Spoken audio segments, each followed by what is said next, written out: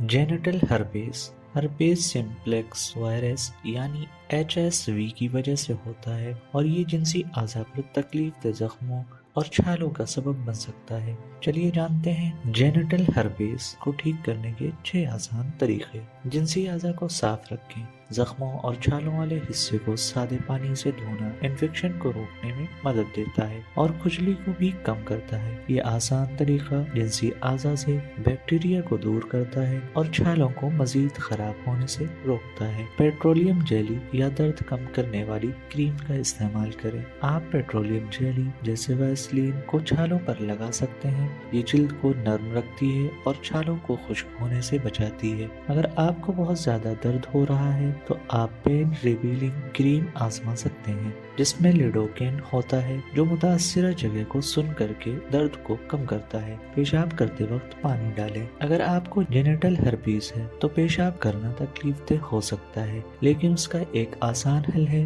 जब आप पेशाब कर रहे हो तो अपने जिनसी अज़ा पर पानी डालें। पानी पेशाब को हल्का करता है जिससे जलन और दर्द कम हो जाता है। शहद का इस्तेमाल करें। शहद में एंटीवायरल खुसूसियात होती हैं जो जिनसी अज़ा के छालों को जल्दी ठीक करने में मदद देती हैं। ये सूजन को कम करके जख्मों के भरने के अमल को तेज करता है। शहद लगाने से दर्द और जलन में राहत मिलती है और जख्म भी जल्द भर जाते हैं। जिंक सप्लीमेंट्स लें। जिंक एक ऐसा मिनरल है जिसमें एंटीवायरल खुसूसियात होती हैं, यानी ये हर्पेस वायरस से लड़ने में मदद देता है। जिंक सप्लीमेंट्स लेने से आपके मुदाफाती निज़ाम में बेहतरी आती है और ये वायरस के फैलाव को रोकने में मददगार साबित होता है। लहसुन का इस्तेमाल करें। लहसुन एक और कुदरती इलाज है जो जेनिटल हर्पेस को ठीक करने में मदद दे सकता है। इसमें एलिसन नामी एक जुज़्व पाया जाता है जो हर्पेस वायरस की अलामात को कम करता है और छालों को जल्द ठीक करने में मदद देता है।